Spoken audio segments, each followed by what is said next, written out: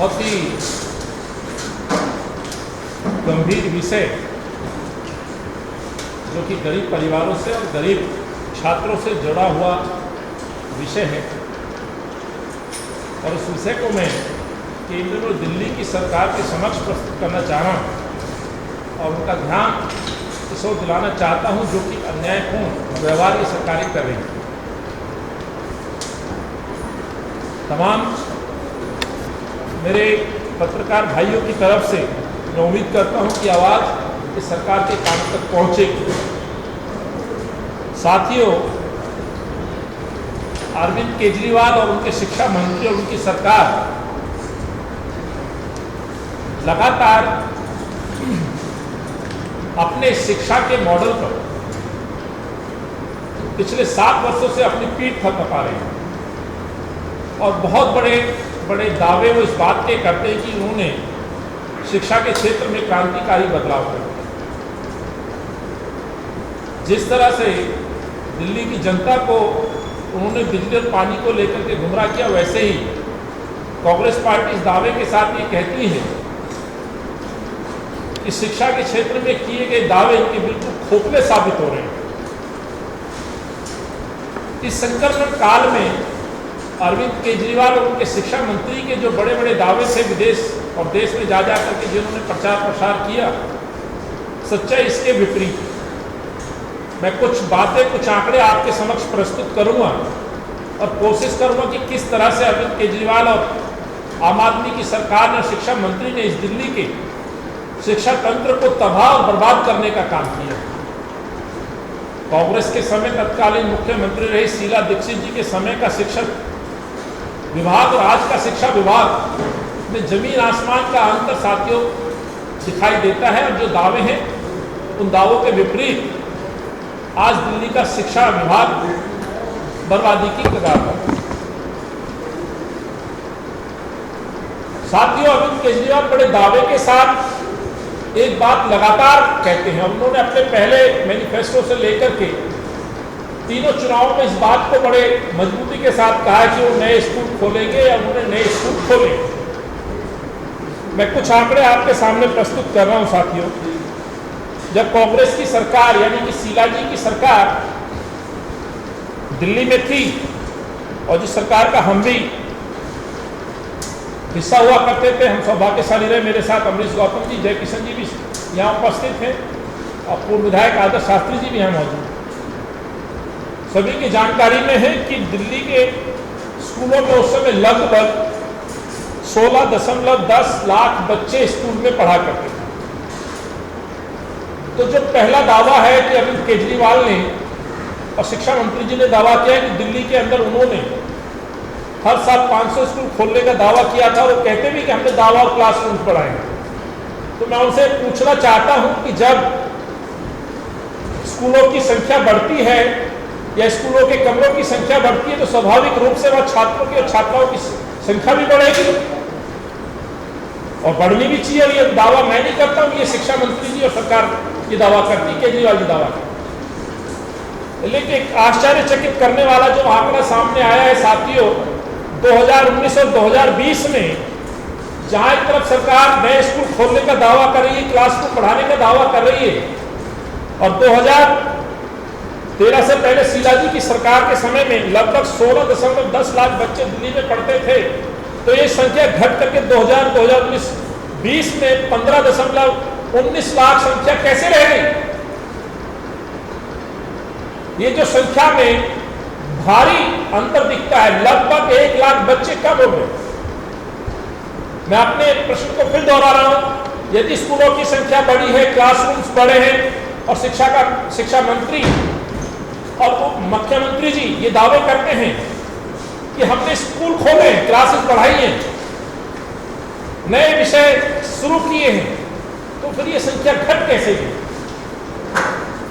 ये इनके दावों की और खुलती है कि सच्चाई है कि सरकारी स्कूलों में छात्रों की संख्या घटना अपने आप में प्रदर्शित करता है कि दिल्ली के शिक्षा तंत्र पे आम जनमानस का विश्वास नहीं है।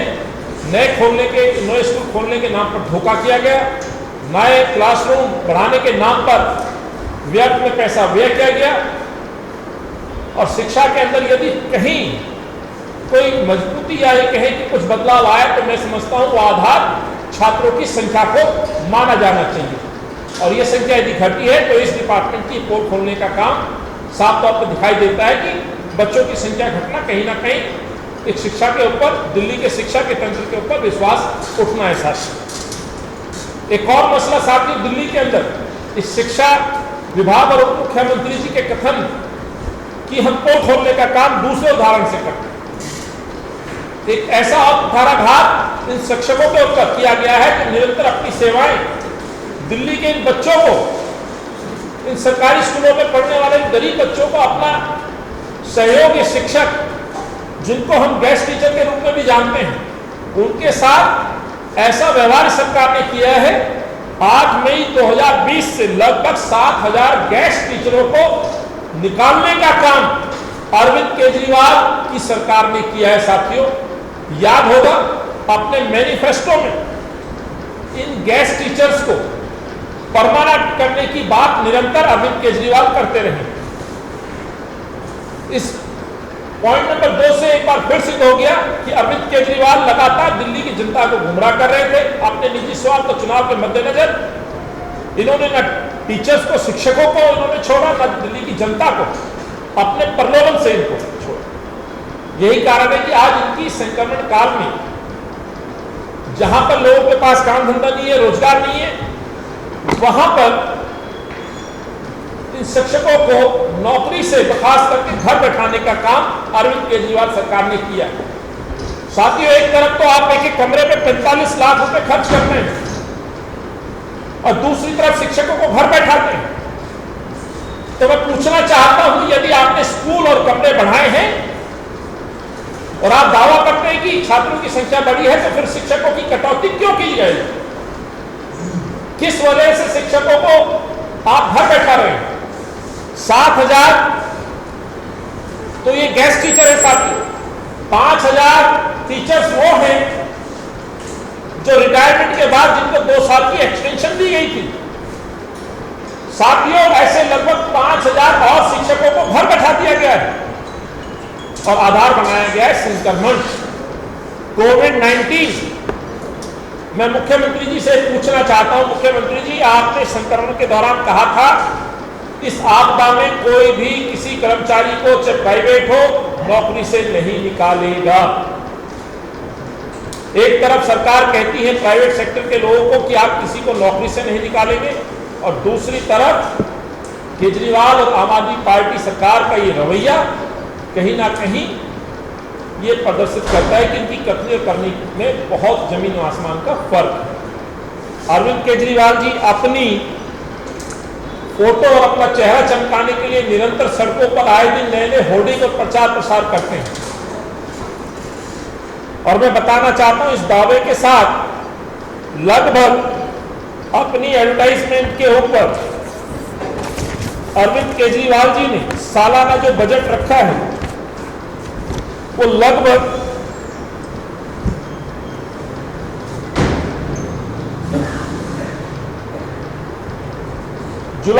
मार्च से जुलाई 2020 का मैं आपके सामने आंकड़ा प्रस्तुत कर रहा हूं साथियों।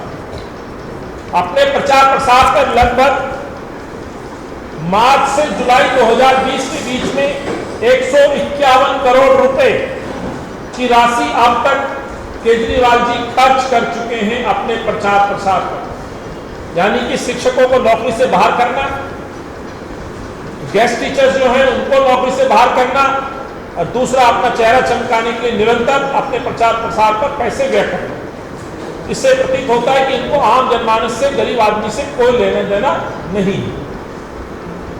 एक और प्रश्न मैं पूछना चाहता हूं साथियों, इस लॉकडाउन के दौरान जो संख्या मैंने आपको बताई, लगभग 15.19 लाख जो बच्चे सरकारी स्कूलों में पढ़ रहे थे इस लॉकडाउन के समय में, और ये हम नहीं कह रहे हैं, ये दिल्ली के शिक्षा मंत्री, उप मुख्यमंत्री जी खुद इस बात का दावा कर रहे हैं कि लगभग 15% छात्र मिसिंग हैं। यानी कि ऑनलाइन क्लासेस के दौरान इस टोटल 15.19 लाख संख्या का 15% बच्चा आज क्लासेस नहीं ले रहा है। तो मैं पूछना चाहता हूं केजरीवाल जी से कि आखिर ये बच्चे कहां हैं? क्या इन गरीब बच्चों के साथ न्याय ये सरकारें कर पा रही हैं? क्या हम इसको ये माने कि ये संख्या कभी स्कूलों में थी ही नहीं? यदि सरकार कहती है कि ये संख्या है, सही है, तो इतने बच्चे कहां हैं? क्यों सरकार प्रयास नहीं कर रही कि उनका बचपन से दूर जा रहा है? कहीं ऐसा तो नहीं कि बाल मजदूरी में इनको झोंक दिया गया हो? माँ बाप के सामने एक चुनौती है संक्रमण में रोजी रोटी की और भूख की, तो कहीं ऐसा तो नहीं कि बच्चे आज बाल मजदूरी में लगा दिए गए हो? या यूं तो नहीं कि बच्चों के पास वो संसाधन ही नहीं है कि ऑनलाइन क्लास ले सके, वो उपकरण ही नहीं है, इंटरनेट की सुविधा नहीं है, उनके पास लैपटॉप या मोबाइल नहीं है? यदि उनको नहीं है तो जिम्मेवारी किसकी है? ये सरकारों की जिम्मेवारी है साथियों। ये दिल्ली के मुख्यमंत्री, उस मुख्यमंत्री की जिम्मेवारी है जो अपने आप को दिल्ली का सेवक, दिल्ली का बेटा कहा करता था। तो अब दिल्ली का बेटा कहां है जो अपने नन्हे मुन्ने बच्चों को आज उनकी जान जोखिम में छोड़कर उनके साथ समानता का जो अधिकार है, उनको जो शिक्षा मिलनी चाहिए समान रूप से, उसके ऊपर गौर नहीं करता है? यह प्रश्न भी कांग्रेस पार्टी उनसे पूछना चाहती है और इसकी जांच होनी चाहिए। यदि ये बच्चे सही मायने में स्कूलों में जाते थे, पढ़ते थे, तो आज ये बच्चे कहां हैं? जब बाल मजदूरी या श्रम की तरफ तो ये मजबूरी में नहीं धकेल दिए गए, इसकी जांच होना बहुत आवश्यक है और उनके साथ उनका न्याय होना चाहिए। ऑनलाइन क्लासों को लेकर के बहुत सारी अपनी तारीफें खुद से वो लोग करते हैं। डिप्टी सीएम साहब और सीएम साहब लगातार ये बात को दोहराते हैं कि वो ऑनलाइन शिक्षा दे रहे हैं। जो मैंने आपके सामने फिगर रखी, उसके बाद भी मैं कहना चाहता हूं साथियों, सरकार ने शिक्षकों को कहा था कि 200 रुपए मासिक डाटा रिचार्ज का वादा उन्होंने किया था, लेकिन सवाल यह है कि 70% छात्रों के पास तो वो स्मार्टफोन ही नहीं जिससे कि वो उसका प्रयोग कर सके या घर में ऑनलाइन क्लास ले सके। और ये हम नहीं कर रहे, ये सरकारी एजेंसी और सरकारों के अपने आंकड़े कह रहे हैं कि दिल्ली के अंदर 70% से ज्यादा गरीब बच्चों के पास स्मार्टफोन नहीं है जिससे कि वो ऑनलाइन क्लासेस ले सके। सो ये भी एक तस्वीर है जो इस सरकार के सामने हम प्रस्तुत कर रहे हैं। और जो ये खोखले वादे, ढकोसले वाले जो बातें किया करते थे आज जनता के सामने। अरविंद केजरीवाल चुनाव से पहले निरंतर एक बात कहा करते थे कि मैं इस दिल्ली का बेटा हूं, अभिभावक हूं, मौका दीजिए, दिल्ली में परिवर्तन लाऊंगा। और साथियों, पिछले चुनाव यानी कि 2020 फरवरी में जो चुनाव हुआ, उससे पहले का जो सेशन था शिक्षा का, जिसमें बोर्ड एग्जाम होने पे, आप सभी को याद होगा मुख्यमंत्री जी ने एक ट्वीट किया था। वो ट्वीट क्या था? दिल्ली के सरकारी स्कूलों में 10वीं और 12वीं में पढ़ने वाले हर वर्ग के,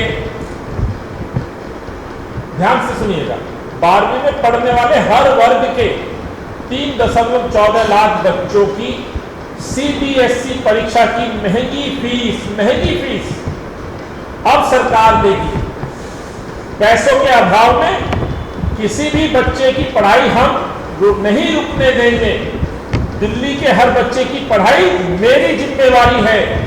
ये ट्वीट साथियों 7:09 18 सितंबर 2019 यानी कि लगभग एक साल पहले अरविंद केजरीवाल जी ने ये ट्वीट किया था। ये कॉपी मैं आपके समक्ष दिखा रहा हूं।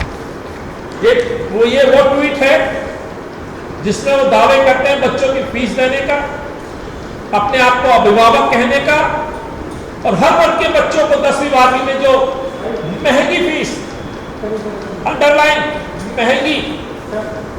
महंगी फीस, सीबीएसई की महंगी फीस, मैं बार बार बोल रहा हूं, सरकार देगी, केजरीवाल साहब देगी। अब मैं साथियों आपको एक सर्कुलर दिखाना चाहता हूं। ये दिल्ली सरकार का, केजरीवाल जी का ये सर्कुलर है। जो दावे वो करते थे कि सरकारी स्कूल के बच्चों की फीस वो देंगे, सर्कुलर में बहुत सारी बातें हैं डिटेल में जो सरकारी जिस तरह का सर्कुलर बनता है, लेकिन मैं आपका ध्यान दूसरे पेज के पॉइंट नंबर F और G पर दिलाना चाहता हूं। इसमें खास तौर से ये कहा गया है कि क्लास 10 और 12 के जो बच्चे हैं जो सीबीएसई एग्जाम की फीस जानी है और जो इनका रजिस्ट्रेशन फीस है जो एक बार दिया जाता है सीबीएसई को, और जिसकी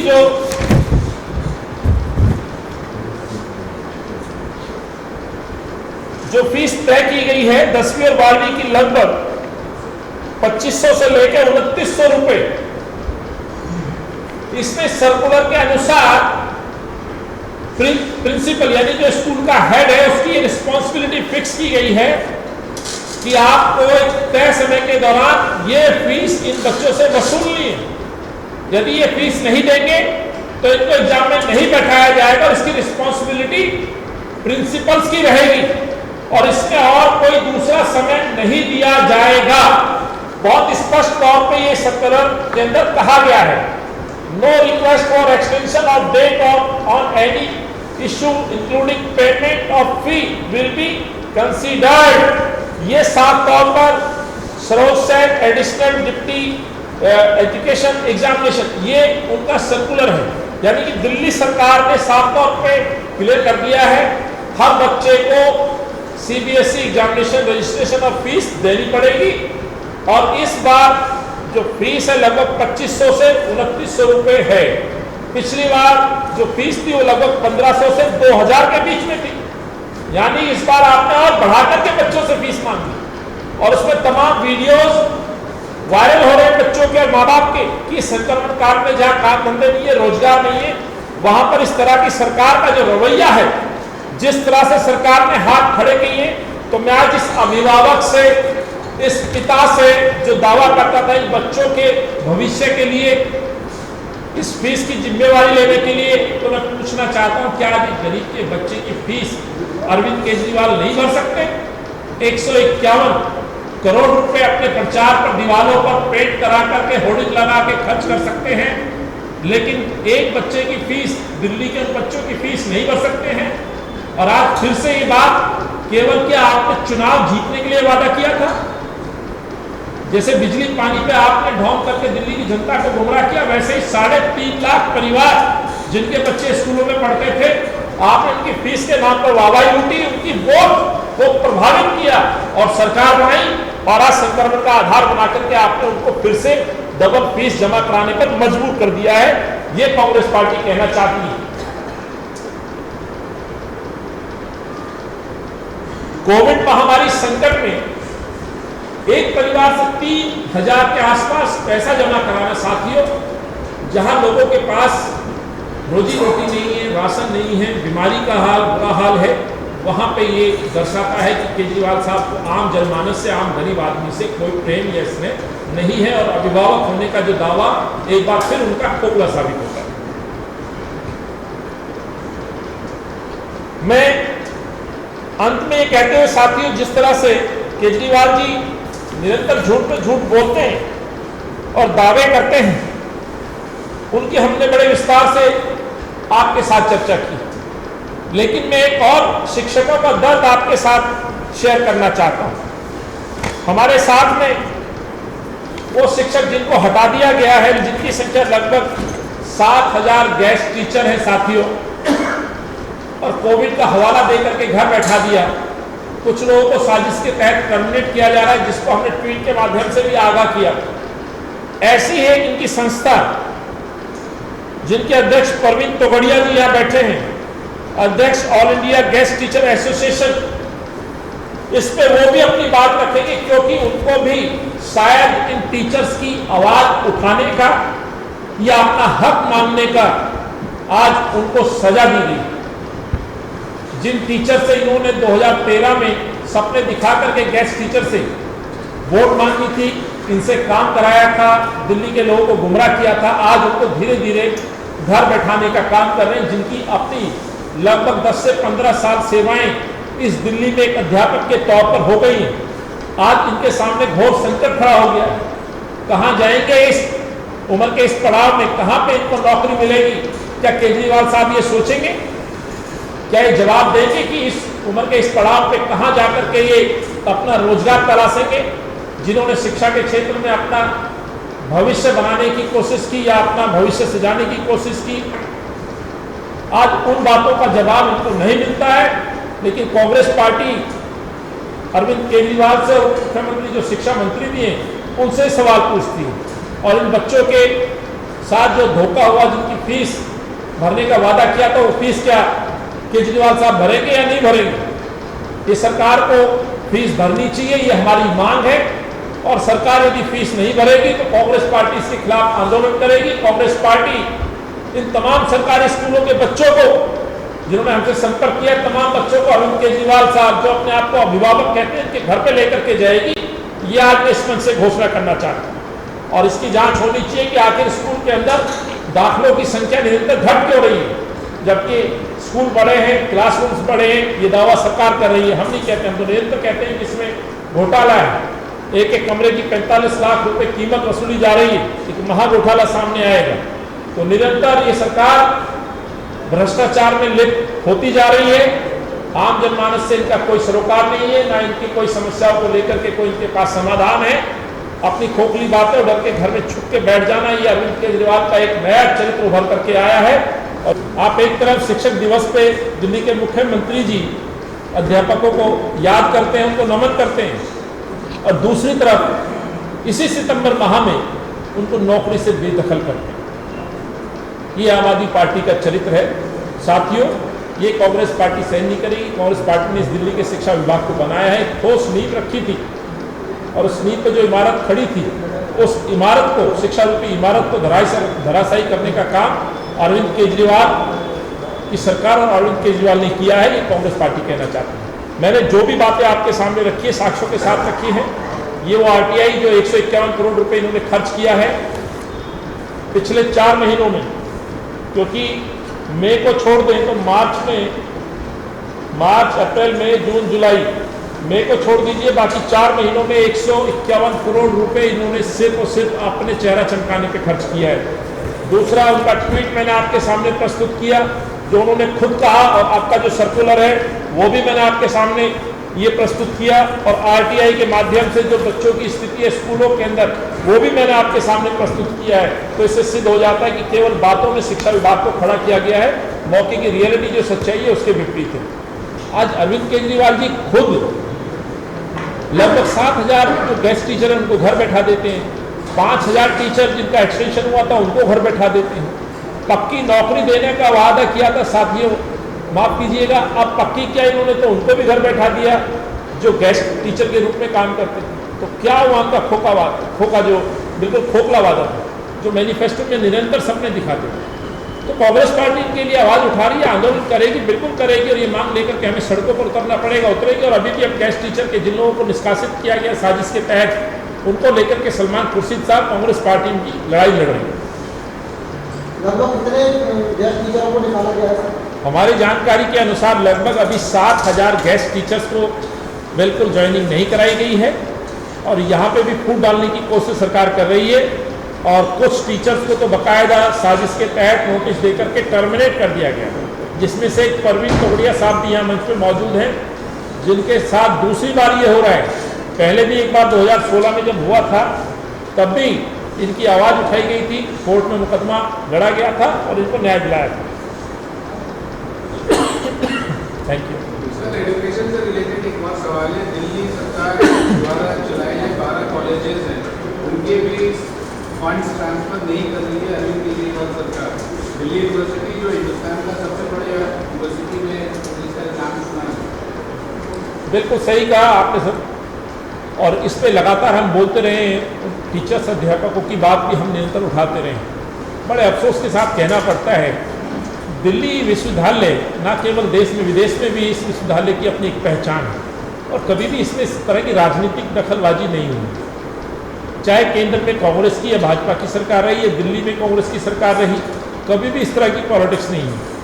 चाहे उनकी सैलरी से जुड़ा हुआ मुद्दा रहा हो या उनका अनुदान देने का मुद्दा रहा हो, शीला जी ने हमेशा समय पर उनको अनुदान दे करके सहयोग किया है। अफसोस इस बात का है कि स्कूलों की मैनेजमेंट कमेटी को लेकर के जिस तरह से अहम की लड़ाई ये भाजपा और आम आदमी मुख्यमंत्री केजरीवाल साहब लड़ रहे हैं, इससे कहीं ना कहीं अध्यापकों का नुकसान हो रहा है, इस विश्वविद्यालय की छवि का नुकसान हो रहा है। और सबसे बड़ी बात है, इस संक्रमण काल में लोगों के पास खाने के लिए पैसा नहीं है, 6-6 महीने से सैलरी नहीं मिली है। केजरीवाल जी भूल जाते हैं कि ये भी एक इंसान है, इनके घर में भी बच्चे हैं, इनके घर में भी रसोई है, इनके भी खर्चे हैं, इनको भी अपनी गाड़ी की EMI देनी है, इनको भी अपने हेल्थ के ऊपर पैसा खर्च करना है। लेकिन अफसोस केवल केजरीवाल साहब गुमराह करने का काम कर रहे हैं जनता को। आए दिन एक बयान देते हैं कि ऑडिट नहीं कराते। साहब ऑडिट तो निरंतर होता है, किसी भी सरकारी महकमे से जब पैसा खर्च होता है उसका ऑडिट ऑटोमेटिकली होता है। कांग्रेस के समय में भी निरंतर होता है, होता रहा है, अभी भी हो रहा है। अब इन्होंने नया कहा कि जी एफडीए, ये कानून को इतने अच्छे से जानते हैं, IRS अफसर रहे, दावे करते, तो ये भी जानते होंगे जिस मद में जो पैसा जमा है वो मद में ही खर्च होगा। और उसका उदाहरण भी शिक्षक दे रहे हैं कि एक किसी कॉलेज में उसका थोड़ा सा भी पैसा यूज हुआ तो वहाँ उस अध्यापक को, उस प्रिंसिपल को जो है FIR झेलनी पड़ी, जांच का सामना करना पड़ा। लेकिन जनता को गुमराह करने के लिए वो तथ्य पेश किए जा रहे हैं जिसका कोई दिल्ली सरकार के इस महकमे से कोई लेना देना नहीं। और ये भी बात आ रही है सर की जो राजगुप्ता कंपनी है जो ऑडिट कर रही है वो उनके MP की एक्सटेंशन कंपनी है।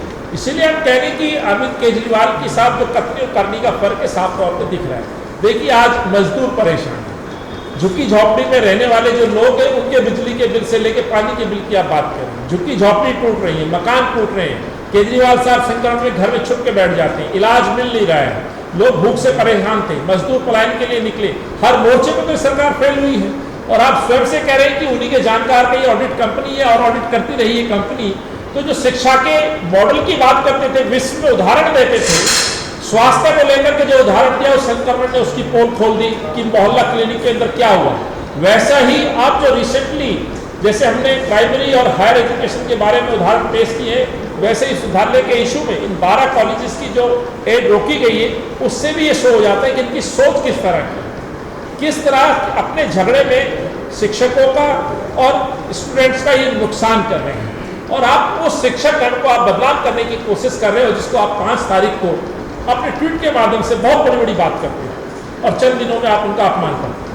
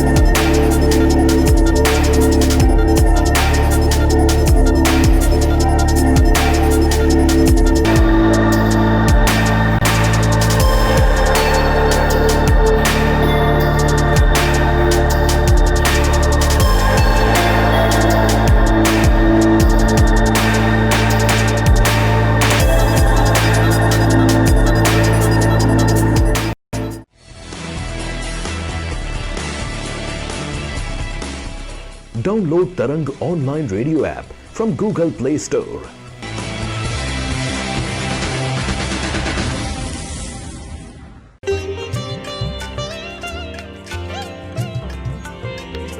You are listening to Tarang Devotional Online Radio.